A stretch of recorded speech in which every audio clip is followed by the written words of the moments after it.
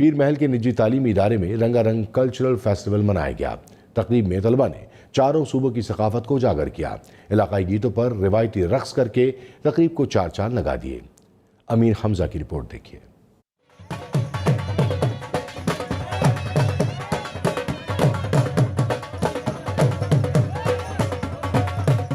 पीर महल में तुलबा ने मुख्तलिफ रंगों के मलबूसात ज़ेबतन करके पंजाबी, सिंधी, बलोची, कश्मीरी और सराइकी सकाफत को उजागर किया। तुलबा इलाकाई गीतों पर रवायती रक्स पेश करके शुरका की तवज्जो का मरकज बने।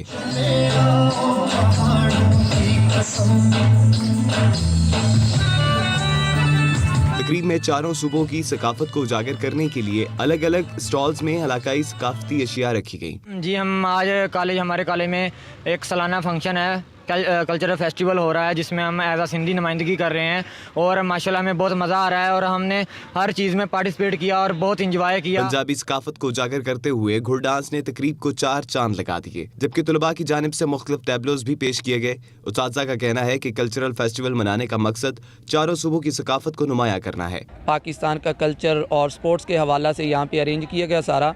यहाँ पे सूबा पंजाब, सिंध, सरहद, बलोचिस्तान और कश्मीर का कल्चर जाहिर किया गया। फेस्टिवल में सजाए गए सकाफती स्टॉल्स पर तुलबा को इनामात दिए गए। जीत की खुशी में तुलबा ने खूब भंगड़े भी डाले।